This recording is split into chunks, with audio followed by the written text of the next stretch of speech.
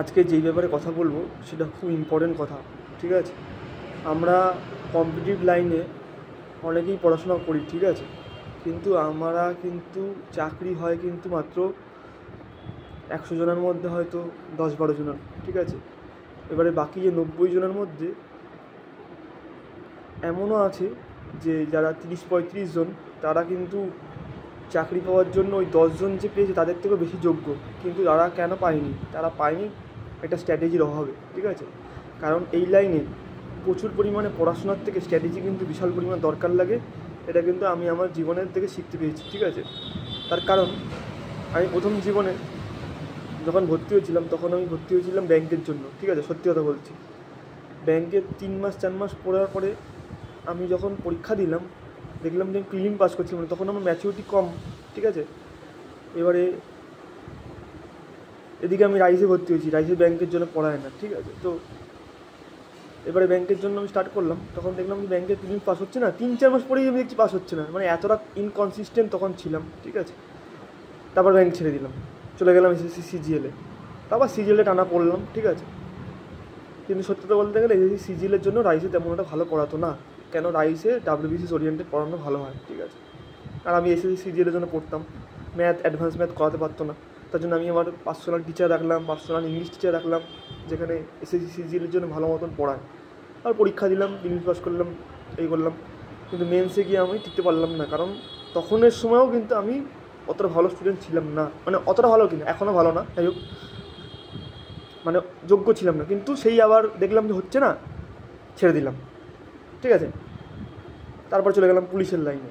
এবার পুলিশের লাইনে দিতে দিতে তখন আমার বয়সটা পেরিয়ে গেল আস্তে করে, তখন আর আমি মানে পুলিশের লাইনে যেই ঢুকলাম তখন 25+ হয়ে গেল। তারপরে আর আমি এসএসসি আস্তে করে এমটিএসটা আমার বন্ধ হয়ে গেল, এবং সঙ্গে সঙ্গে আস্তে আস্তে আস্তে আস্তে আস্তে আস্তে আমি এসএসসি থেকে বেরিয়ে আবার পুলিশের লাইনে রাজ্যের লাইনে ঢুকলাম।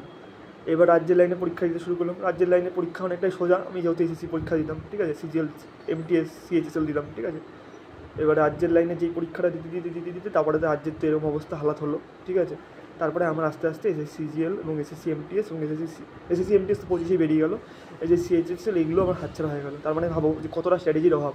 আমি যদি শুরুতেই আমার জীবনে পুলিশের জন্য পড়াশোনা করতাম, বা আমি শুরুতেই যদি আমি এসএসসির জন্য পড়াশোনা করতাম, যে আমি ফেল করে গেলাম, তখনও যদি আমি মনে করতাম যে না আমি ফেল করলাম, আমি এটাকেই কন্টিনিউ করি, তাহলে কিন্তু হয়তো সিএইচএসএলটা হয়ে যেত, এমটিএসটা না হলো। কারণ এমটিএসের বয়সটা আমার তখন অলরেডি পেরিয়ে গেছে, কারণ আমি প্রথম দিকে যেহেতু ব্যাংকের জন্য পড়তাম, ঠিক আছে?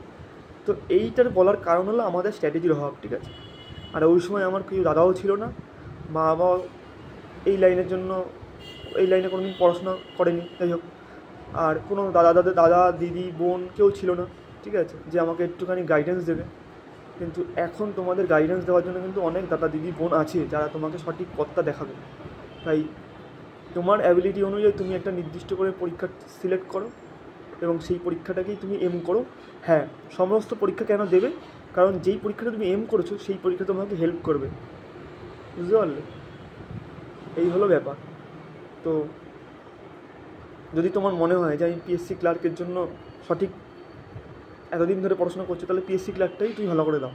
তুমি যদি মনে করো না আমি এনটিপিসির জন্য আমি সঠিক, তাহলে এনটিপিসি পরীক্ষা দাও। তুমি যদি মনে করো না পুলিশের জন্য সঠিক, কেন আমার ওয়েট হাইট এবং হচ্ছে আমার দৌড় পড়াশোনা সবই ঠিকঠাক আছে, তাহলে তুমি পুলিশের জন্য রেডি হও। আর তুমি যদি মনে করো না আমি লং টার্ম খেলবো, অর্থাৎ লং টেনিওর ধরে পড়াশোনা করব, আমার বাবা মার আমাকে পড়াশোনার মানে আর্থিক দিক থেকে কিন্তু এটা 1%ও লোক নেই, ঠিক আছে, হয় না সেটা, তাহলে ডাব্লিউবিসিএস জন্য প্রিপারেশন নাও। কিন্তু ডাব্লিউবিসিএস এখন পাওয়া খুব কঠিন ব্যাপার, ঠিক আছে? এই আমি কথাটা বলছি, এবার কারণ কোনো ছেলেদের ইগোতে লেগে যেতে পারে, কিন্তু ইগোতে লাগুক, বাস্তব কথাই বলছি, ঠিক আছে?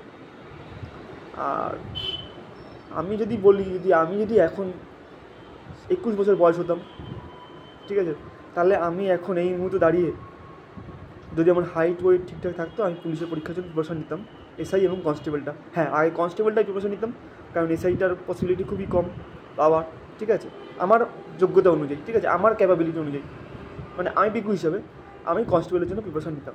এরপরে আমি এমটিএসটা দিতাম ভালো করে, যেহেতু আমি 21 বছর বয়স, এসএসসি এমটিএসটা। তারপরে আস্তে আস্তে আস্তে আস্তে আমি যদি কন্টিনিউ করতাম, আর নইলে আমি যেটা চাকরি পেয়ে গেলে তো ব্যাস প্রমোশনে হয়ে যেত, কারণ এমটিএস থেকে প্রমোশন পাওয়া যায় এবং পুলিশ কনস্টেবল থেকে প্রমোশন পাওয়া যায়। ঠিক আছে, এই হলো ব্যাপার। তো একটা যে কোনোকে এম করো, 1000 দিকে যদি তুমি তাকাও তাহলে কোনোটাই হবে না।